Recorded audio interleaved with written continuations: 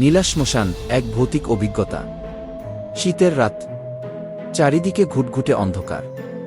আমাদের ছোট্ট গ্রামটি এমনিতেই নিস্তব্ধতায় মোড়া থাকে, তবে শীতের রাতে সেই নিস্তব্ধতা যেন আরও গাঢ় হয়ে যায়। পাশের গ্রাম নীলা, যেখানে একটি পুরনো শ্মশান রয়েছে, সেটি এই এলাকার ভৌতিক গল্পের কেন্দ্রবিন্দু। নীলা শ্মশান নিয়ে বহু গল্প শোনা যায়, কিন্তু আমরা কেউ কখনো সেগুলোকে সত্যি বলে ভাবিনি। আমরা 4 বন্ধু, আমি সায়ন, রনিত, সৌনক এবং শুভজিৎ। এক সন্ধ্যায় চায়ের আড্ডায় শ্মশান নিয়ে আলোচনা শুরু হলো।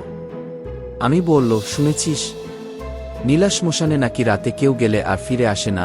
সৌনক হেসে বলল, এসব ভূতের গল্পে কেউ বিশ্বাস করে নাকি? চলো আজ রাতে গিয়ে দেখে আসি। শুভজিৎ প্রথমে আপত্তি করেছিল, তবে সবার চাপাচাপিতে রাজি হয়ে গেল। রাত প্রায় 10টা। 4 জন মশাল নিয়ে নীলার দিকে হাঁটা দিলাম। ঠান্ডা হাওয়া বইছে, আর অন্ধকার এতটাই ঘন যে হাতের সামনে ছাড়া কিছুই দেখা যাচ্ছে না। আমাদের গ্রামের শেষ প্রান্ত ছাড়িয়ে যখন নীলার পথে পা বাড়ালাম, তখন একটা অদ্ভুত অনুভূতি হচ্ছিল। মনে হচ্ছিল কেউ আমাদের পেছন থেকে লক্ষ্য করছে। নীলা শ্মশানে পৌঁছানোর পর দেখা গেল চারদিকে উঁচু উঁচু গাছ, যেগুলোর পাতাগুলো এমনভাবে দুলছিল যেন কোনো অলৌকিক শক্তি তাদের নাড়াচ্ছে। পুরনো চিতার পোড়া গন্ধ আর ঠান্ডা হাওয়া আমাদের শরীরকে কাঁপিয়ে দিচ্ছিল। শুভজিৎ ফিসফিস করে বলল, চল আর ভেতরে যাই না, এখানে ভালো লাগছে না। কিন্তু সৌনক কিছুতেই শুনল না, সে আগেই এগিয়ে গেল।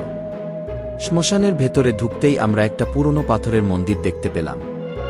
মনে হলো এটা বহু শতাব্দী পুরনো। মন্দিরের সামনে একটা বিশাল বটগাছ, যার শিক মাটিতে মিশে গিয়ে এক অদ্ভুত আবহ তৈরি করেছে। মশালের আলোতে আমরা দেখলাম গাছের নিচে একটা পাথরের পাটাতন, যেখানে আগুনের মতো লাল চিহ্ন আঁকা। হঠাৎ আমি বললাম, এই চিহ্নগুলো মনে হচ্ছে কিছু প্রাচীন তন্ত্রসাধনার অংশ। ঠিক তখনই বাতাসে এক অদ্ভুত আওয়াজ শোনা গেল। শব্দটা ছিল এক ধরনের কান্নার মতো, আবার কখনো যেন কারো হাসি। 4 জনেই চমকে উঠলাম। আমাদের গলার স্বর শুকিয়ে গেল। সৌনক সাহস করে বলল, এসব কিছু না, বাতাসে গাছের পাতার শব্দ। আমরা মন্দিরের দিকে এগোতেই অনুভব করলাম যেন কেউ আমাদের অনুসরণ করছে। পেছনে ঘুরে দেখলাম, কিন্তু কিছুই নেই। তবুও মনে হচ্ছিল অদৃশ্য কোনো শক্তি আমাদের পেছন থেকে ধাক্কা দিচ্ছে। হঠাৎ শুভজিৎ চিৎকার করে উঠল, ওই দেখো, ওখানে কি যেন নড়ছে। আমরা মশালের আলোতে লক্ষ্য করলাম, মন্দিরের ভেতর থেকে এক সাদা ছায়ামূর্তি আমাদের দিকে আসছে। পায়ের নড়াচড়ার শব্দ পাওয়া যাচ্ছিল না, কিন্তু মূর্তিটা যেন মাটির উপর ভাসছিল। আমাদের ভয় চরমে পৌঁছাল।